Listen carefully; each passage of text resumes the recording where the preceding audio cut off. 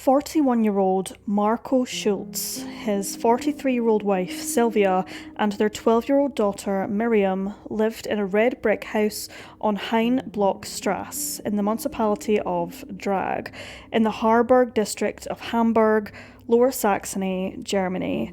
Marco and Sylvia met in 2002, had their daughter in 2003, whilst building their family home from scratch, and the couple eventually married in November of 2007.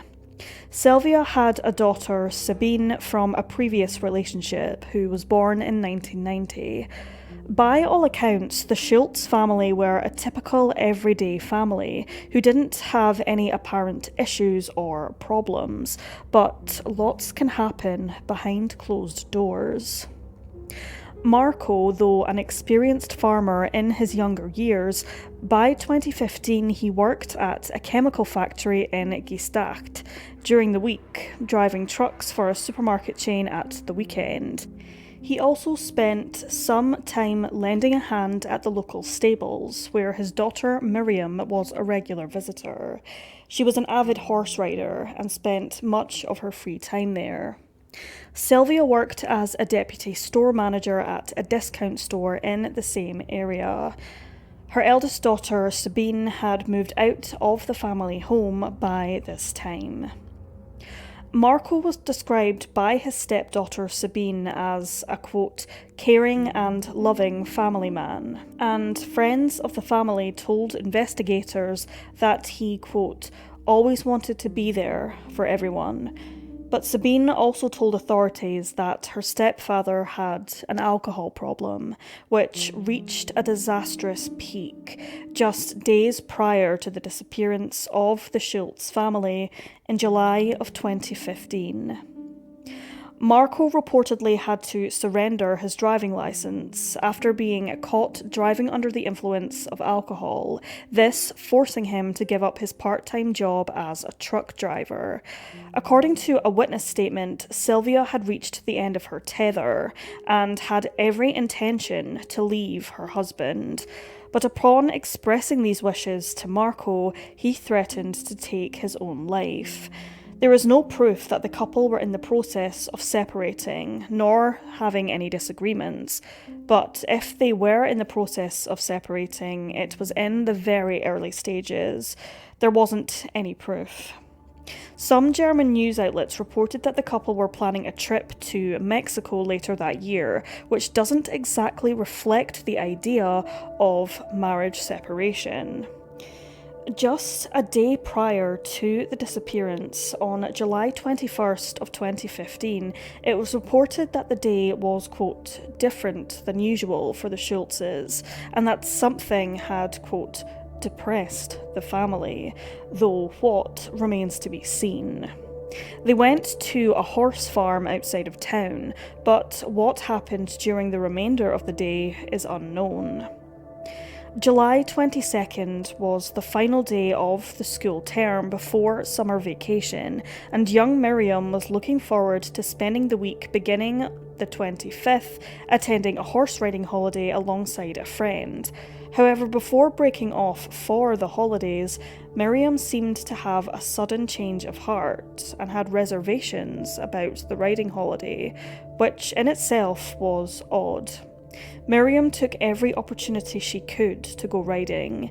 Something appeared to be off, according to her friend's parents. Later that morning, Miriam reportedly was feeling unwell, so the school phoned Marco to ask him to collect her. According to some reports, however, the 12-year-old had either been feeling unwell most of that week, or she had been off sick that entire time. Sources differ on this particular fact. Marco informed his wife of their daughter's condition at around 1:45 p.m. via text, whilst Sylvia was at work. apparently voicing his concerns that their daughter's condition was somewhat deteriorating. He asked his wife to return home early, and she obliged, leaving the store around 4:20 p.m. in her car, arriving home at approximately 4:50 p.m.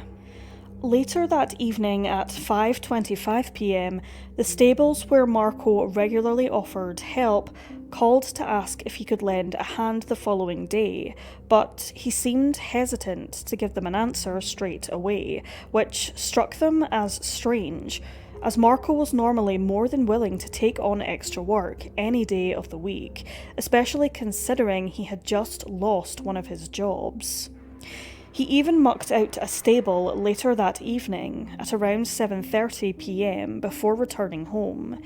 He was seen taking garbage out that night and the following morning at approximately 7:30 a.m, driving his wife's car, a grey Dacia Sandero, along the Elbe River from Stov towards Drag, where the family lived. Where Marco was going, or why he was out driving his wife's car at this time in the morning, remains a mystery. The family were all seen at breakfast around about an hour or so prior, as a witness saw them through a window of the house, but what happened to them following this is unknown. Miriam had a doctor's appointment the following morning on the 23rd, but she was a no-show, and her mother nor her father appeared at their respective workplaces, which was very out of character. Sylvia's work colleagues tried to contact her by phone, but she failed to answer. When she didn't show up the following day, July 24th, her colleagues, extremely worried, alerted the police of her absence. Sylvia was not the kind of person to not inform her work if she couldn't make it, for whatever reason. The fact that Marco was also AWOL from his workplace and Miriam had failed to attend her doctor's appointment caused their friends and relatives grave concerns. When the police arrived at the Schulze family home, nobody answered the door. Once they managed to gain access to the property, the home stood eerily silent. The windows were tilted open, the two family cats were roaming about, and they found Marco, Sylvia and Miriam's passports and wallets on the dining table, but their mobile phones could not be found, nor traced. It appeared that all three phones had been disconnected from their networks, or switched off. Sylvia's last known cell activity was when she returned from work and her phone connected to the Wi-Fi at 4:50 p.m. Miriam's last known contact was with a friend through WhatsApp, where they messaged around midday. Marco's phone ceased to be active at approximately 8:58 p.m. on July 22nd. Both of the family cars were also parked in the garage. There appeared to be no evidence of any sort of physical altercation or violence within the confines of the property. Interestingly to note, Miriam's favourite soft toys were missing from the family home. Sylvia's bicycle was gone, and a green bicycle belonging to Marco was also missing, though it was later found a few days later on July 30th at a train station in Vinzen, approximately 208 kilometres away from their hometown of Drag. The following day, July 31st, several residents of Lauenburg witnessed what appeared to be a man's body floating near the shoreline, approximately 400 metres from the Elbe Bridge, around 25 kilometres away from Drag. Police were notified and the body was pulled to the shore. Interestingly, the corpse had been weighed down with heavy bricks, which had been attached to the body using ratchet straps. The concrete blocks had come from a construction site on the bridge itself, and interestingly, the bike belonging to Sylvia Schulze was found in the water beneath the bridge. On the luggage rack of the bike were a number of ratchets, identical to the ones found on the body, which was soon identified as 41-year-old Marco Schulze. Cause of death was determined to be drowning, and time of death was estimated to be around the 23rd or 24th of July, meaning that he was alive for at least a day or two following the disappearance of the family. No trace of Sylvia or Miriam was found. Therefore, police concluded that Marco had taken his own life, as there was no evidence to suggest otherwise. Many believe that due to his marriage and livelihood being threatened by an impending separation, Marco snapped and decided that if he couldn't have his family, nobody else could. Therefore, he killed them. Following the murders, racked with guilt, Marco then took his own life, unwilling to live without them, nor willing to live with the consequences for murdering them. If this is what happened, however, neither Sylvia or Miriam's bodies have ever been found. No evidence has been recovered to suggest when, where, how, or why Sylvia and Miriam Schulze would have been murdered by Marco, though due to the circumstances presented, murder is the most likely theory here. Unfortunately, due to a German law in which a deceased person cannot be investigated for a crime committed in life, this case was subsequently closed, despite Sylvia and Miriam never being located. Because prosecution cannot be made against a deceased person, this case has since been classified as a missing persons case, rather than a homicide. The search for Sylvia and Miriam lasted several days following the discovery of Marco's body, with the use of helicopter teams, divers and sniffer dogs, but the search ceased on August 5th after authorities found no trace of them. Several ponds and areas along the Elbe River were scoured extensively by volunteers following the official search ending, but sadly, once again, nothing of significance was found.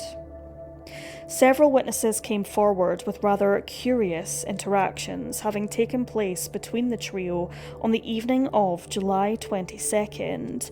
One witness saw the family near the mill pond in Holmes-Seppensen at around 6 p.m.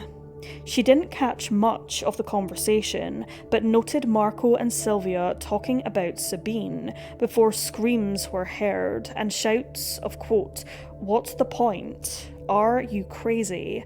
followed by, quote, "Daddy, leave it," presumably said by 12-year-old Miriam. Following this, a loud bang, though caused by what, we simply don't know. The mill pond area was searched in mid-August by sniffer dog teams, which did find all three of the Schultzes' scents leading towards the water, but they only found Marco's scent leading away from the lake.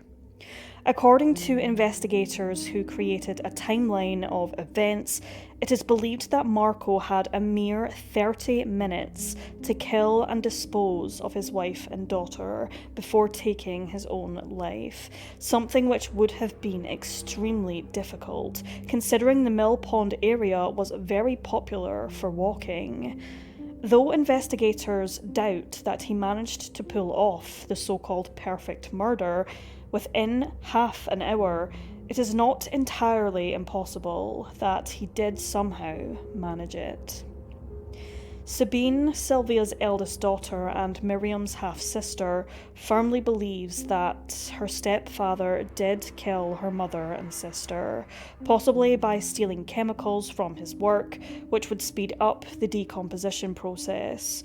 But after thoroughly checking this lead out, the company where Marco worked confirmed that nothing appeared amiss, and no chemical shortages or thefts were noted. The German unsolved mystery show Aktenzeichen XY, in English, file number XY, covered the case on 2 separate occasions, hoping for some sort of breakthrough, but nothing of interest came to light, and unfortunately, The trail has since gone cold. All leads were exhausted by March of 2016. A false lead came in December that same year when some clothes were found near the family home by private investigators. However, following DNA analysis, it was confirmed in July of 2017 that the clothes did not belong to the Schulze family. The biggest mystery in this case is motive. As previously mentioned, a separation between Marco and Sylvia was alleged, though there is no evidence to suggest it was true. Many believe that financial issues were also possibly a contributing factor, considering Marco had lost his part-time trucking job just days before the family vanished. But again, there is no evidence to suggest that the family were struggling financially. It is certainly possible that Marco kept such issues close to his chest, but there was no digital footprint, for example, to confirm any financial problems, just as there was no digital, written, or spoken footprint of any impending separation.